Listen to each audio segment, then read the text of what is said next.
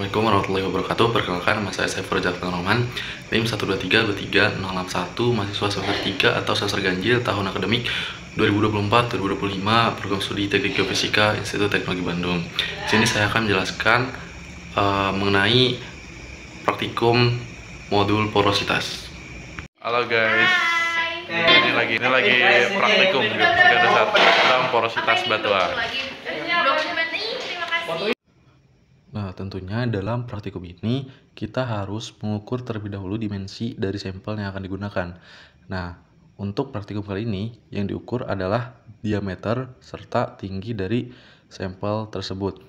Maksud dan tujuan diukurnya diameter dan tinggi tersebut adalah untuk menentukan volume dari batuan atau sampel yang digunakan pada praktikum modul porositas ini. Ya, ini bisa dilihat beberapa dokumentasi ketika melakukan pengukuran pada praktikum modul porositas ini.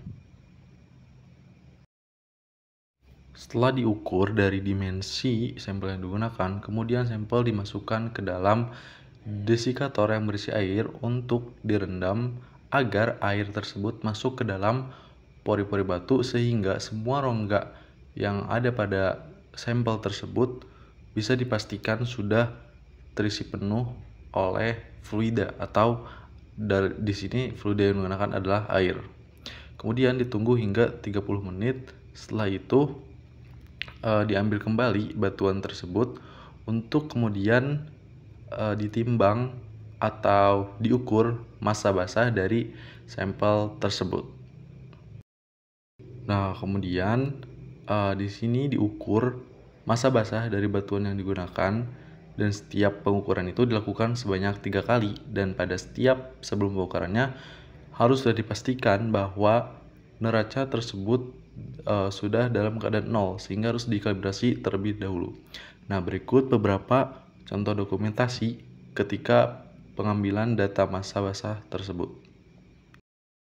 Setelah ditimbang massa basahnya, kemudian sampel yang basah tersebut dimasukkan ke dalam oven untuk dikeringkan agar kadar air yang berada di dalam pori-pori atau rongga batuan tersebut menguap, sehingga bisa diukur massa kering dari batuan atau sampel tersebut.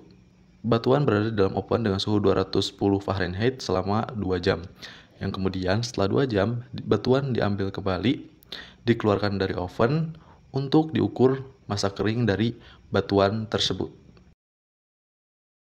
Nah, berikut ini merupakan contoh dokumentasi ketika melakukan pengukuran massa kering dari sampel yang telah dikeringkan.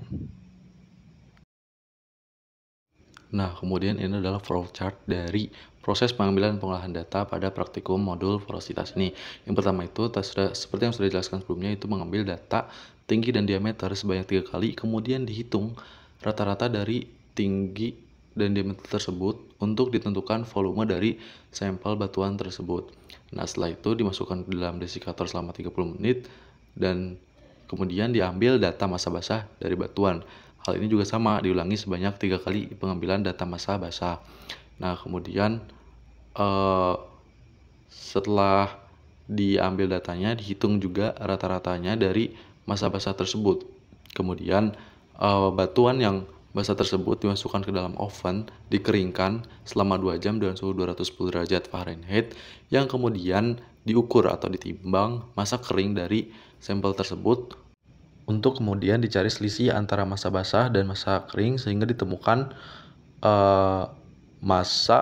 selisih massa untuk menentukan volume dari pori-pori atau rongga pada batuan tersebut, yaitu dengan cara membagi massa fluida atau air dengan densitas air tersebut, sehingga didapatkanlah volume dari air tersebut yang sama dengan volume rongga yang ada pada batuan tersebut.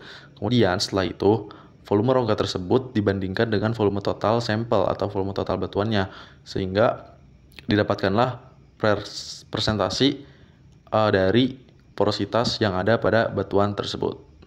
Kemudian ditentukanlah jenis batuan dari sampel tersebut berdasarkan porositas, densitas, dan sifat fisik lainnya yang dapat diamati oleh mata pada batuan tersebut. Berikut ini hasil dari penentuan jenis batuan pada praktikum modul porositas ini. Terima kasih.